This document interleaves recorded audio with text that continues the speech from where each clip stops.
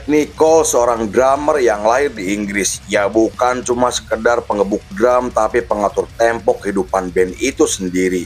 Sejak awal berdiri, Matt telah menjadi penggerak energi dari era deathcore yang liar hingga perubahan sound eksperimental.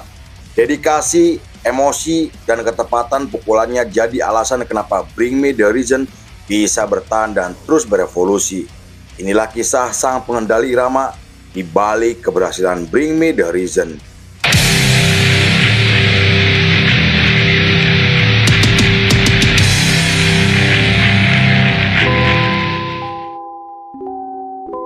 Scene dibuka oleh seorang pria bernama Matthew James Nicol atau yang lebih dikenal sebagai Matt Nicol. Ia lahir pada 22 Maret 1986 di kota kecil di Inggris dan dibesarkan di lingkungan kelas menengah. Latar belakang keluarganya sangat tertutup karena alasan privasi, namun menurut beberapa sumber, sang ayah adalah seorang pengusaha sedangkan ibunya adalah guru di sekolah swasta. Sejak kecil, Matt dikenal sebagai anak ceria dan mudah bergaul yang membuatnya memiliki banyak teman, dan Matt mulai mengenal musik ketika berusia 5 tahun setelah mendengarkan band legendaris seperti The Beatles. Matt kemudian mulai belajar bermain gitar ketika berusia 7 tahun karena terinspirasi oleh Jimi Hendrix. Kemudian ketika masuk ke bangku SMP, ia bertemu Oliver Sykes yang lebih akrab disapa Oli, dan pertemuan tersebut adalah momen paling penting yang akan merubah jalan hidupnya. Oli adalah orang pertama yang mengenalkan musik metal dengan meminjamkan kaset dari beberapa band seperti Black Sabbath dan Metallica. Ketertarikannya terhadap musik keras menjadi semakin meningkat setelah mendengarkan musik hardcore untuk pertama kalinya, dan menurut Matt, musik hardcore adalah genre musik yang mampu menyatukan berbagai elemen hingga menghasilkan musik yang luar biasa. Baginya, band seperti Gorilla Biscuit, Bad Brains, Warzone, dan Agnostic Front telah membuktikan jika musik yang cepat, brutal, dan mengerikan mampu mendobrak batasan genre untuk menjadi bagian dari identitas. Pada tahun 2002, Matt dan Oliver melanjutkan pendidikannya di sekolah swasta yang tidak jauh dari rumahnya.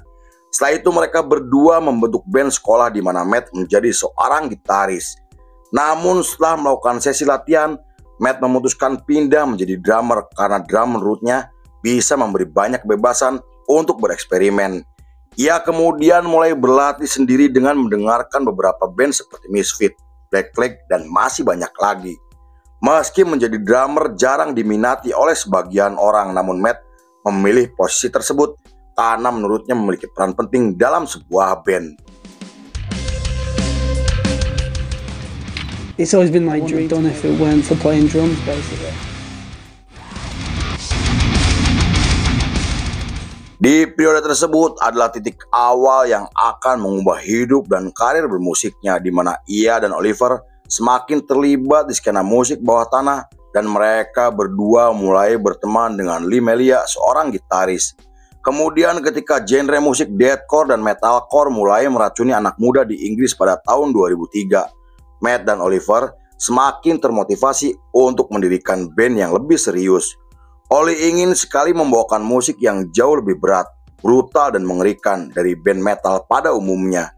Meski mereka masih remaja, namun Oli percaya dengan kemampuan teman-temannya karena mereka telah memiliki chemistry yang tidak dimiliki oleh band lainnya. Pada tahun 2004, mereka akhirnya mendirikan band bernama Bring Me The Horizon, dan nama tersebut terinspirasi dari dialog Jack Sparrow dalam adegan film bajak laut yang sangat terkenal. Walaupun dianggap norak, namun mereka menyukai nama tersebut karena terdengar gelap dan mudah diingat. Kemudian setelah resmi terbentuk, mereka merekrut Matt Keen dan Curtis hingga menggelar pertunjukan di acara komunitas dan merilis demo pertamanya yang direkam dengan menggunakan alat seadanya. Nama Bring Me The Horizon menjadi semakin dikenal setelah merilis EP pertamanya yang diproduksi secara mandiri. Secara musikal, mereka memadukan unsur deathcore dan thrash metal yang terinspirasi oleh musik Pantera. Namun para jurnalis menyebut mereka sebagai band grindcore, death metal, dan emo yang saat itu sedang populer di kalangan anak muda. Matt juga semakin menunjukkan kualitasnya sebagai drummer dengan menciptakan instrumen yang luar biasa, hingga ia dan Lee Melia selalu menghabiskan waktu di studio bersama untuk merancang konsep musik bersama. Oli sampai mengatakan Matt adalah sosok yang sangat serius dalam mengembangkan musik Bring Me The Horizon untuk menciptakan level yang lebih tinggi.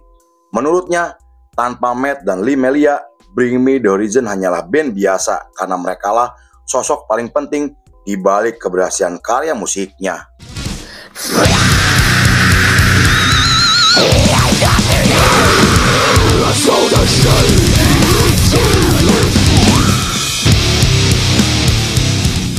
Pada tahun 2005, Bring Me The Horizon mulai dibanding-bandingkan dengan Escape the Fate, band metalcore asal Amerika.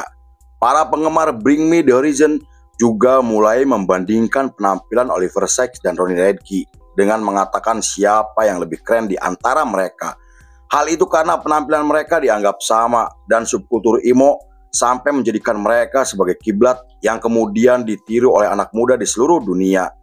Permasalahan tersebut menjadi semakin membesar setelah penggemar Escape the Fate menyerang Oli dan Bring Me The Horizon di media sosial yang kemudian para penggemar Bring Me The Horizon membalasnya dengan berkomentar negatif kepada Ronnie dan Escape the Fate. Lalu setelah Bring Me The Horizon merilis album pertamanya pada tahun 2006, Ronnie Radke tiba-tiba secara terbuka mengatakan jika album terbaru mereka tidaklah menarik. Komentar Ronnie membuat Oliver akhirnya angkat bicara dengan membahas isu kasus pembunuhan dan Ronnie kemudian membalasnya dengan mengacungkan jari tengah ketika ia tampil di depan para penggemar Bring Me The Horizon. Meski Matt Nicol meminta Oli untuk tidak menanggapinya, namun Oli yang emosi terus menyerang Ronnie yang membuat konflik mereka menjadi semakin memanas. Pada tahun 2007, Matt Nicol mulai mentato tubuhnya sebagai pengingat pencapaian dan motivasi untuk kehidupannya. Ia menyukai tato tradisional karena alasan sejarah dan ia hanya ingin ditato oleh seniman yang ia kagumi sebagai bentuk penghormatan atas bakat dan keahliannya.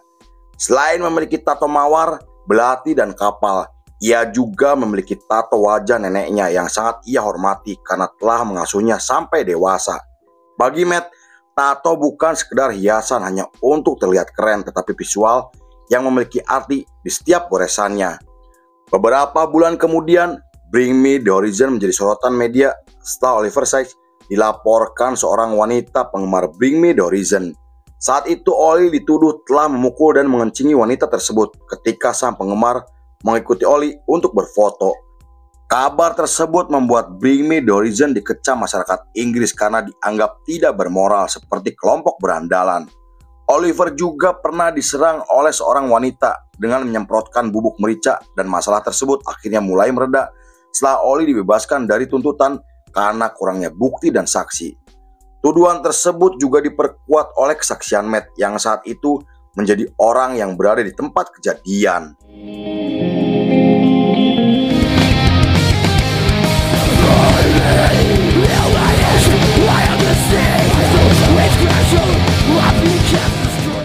Terlepas dari kontroversi yang terjadi, namun Bring Me The Horizon semakin dikenal oleh banyak orang karena aksi panggungnya yang mengerikan di mana setiap penampilan mereka, para penonton melakukan mosh pit yang sangat brutal.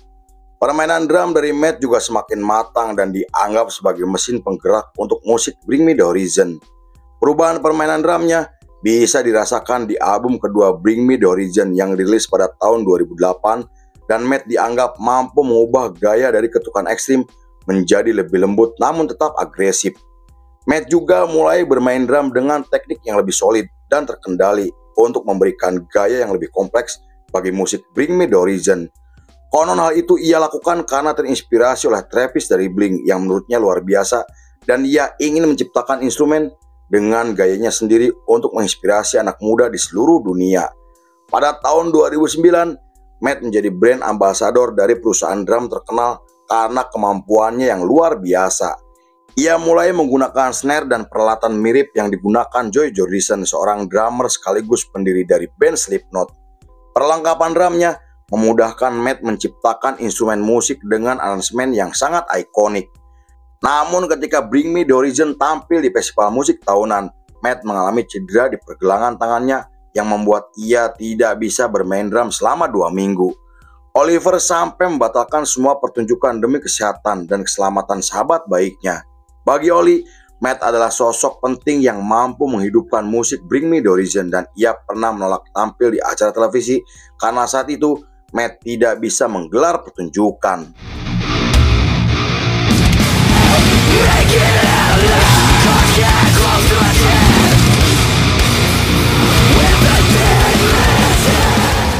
Pada tahun 2010, Bring Me The Horizon merilis album ketiganya yang berhasil sukses secara komersial dan album tersebut memenangkan banyak penghargaan hingga menjadi nomor 1 di beberapa negara.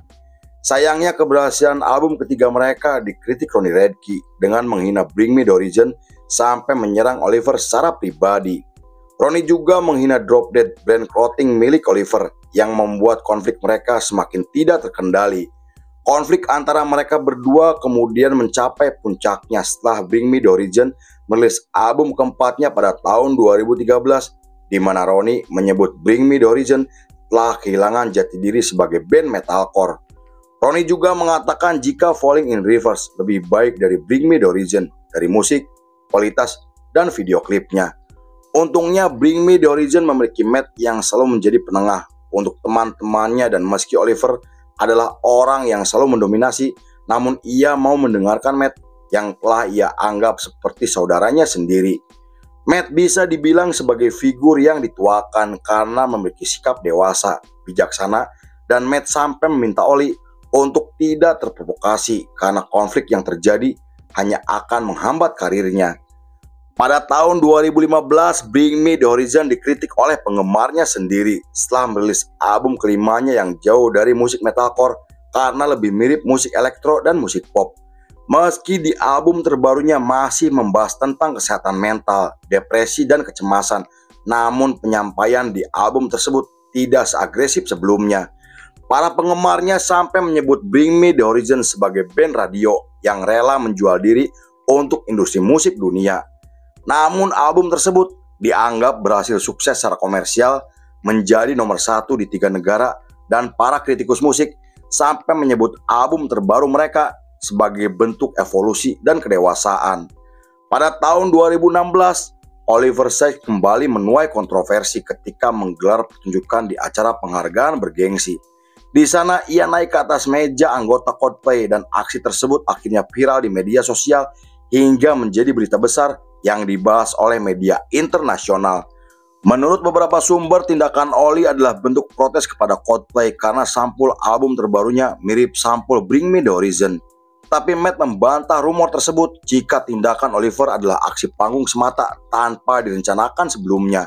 Matt juga mengatakan tidak pernah memiliki masalah dengan Coldplay yang dibenarkan oleh Oliver ketika diwawancara.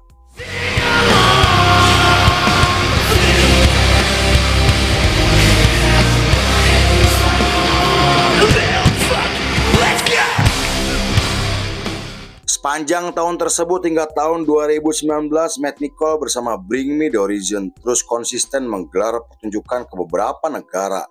Mereka kemudian merilis EP dan album ke-6-nya yang berhasil sukses secara komersial. Namun ketika mereka menggelar pertunjukan di festival musik tahunan, Bring Me The Horizon harus mengalami insiden mengerikan di mana penampilan mereka menyebabkan penonton meninggal dunia akibat sesak napas dan terinjak di area mosh pit. Kejadian tersebut membuat anggota Bring Me The Horizon sangat trauma dan merasa dihantui oleh rasa bersalah. Setelah itu Bring Me The Horizon merilis video klip pada tahun 2020 yang semua keuntungannya disumbangkan kepada keluarga korban.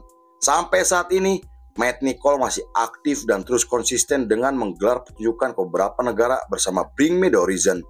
Kemudian pada tahun 2024, mereka datang ke Indonesia untuk menggelar pertunjukan di Ancol, Jakarta, dan merilis album kompilasi pada tahun 2025. Di sisi lain, Matt Nicol dikenal karena permainan drumnya yang energik dan sangat powerful. Ia adalah sosok penting di balik keberhasilan karya Bring Me The Horizon yang telah diakui oleh dunia. Para jurnalis sampai menggambarkan Matt sebagai drummer inovatif yang mampu mengubah dunia dengan caranya sendiri. Ia dianggap telah membuktikan jika seorang drummer bisa menjadi tulang punggung bagi sebuah band tanpa harus kehilangan jati dirinya. Lalu film pun selesai. Bagi Matt, drum bukan sekedar alat musik tapi bahasa jiwa, karena setiap pukulan adalah emosi, setiap hentakan adalah pesan yang lahir dari hati. By Tukang Cuanki. Yeah.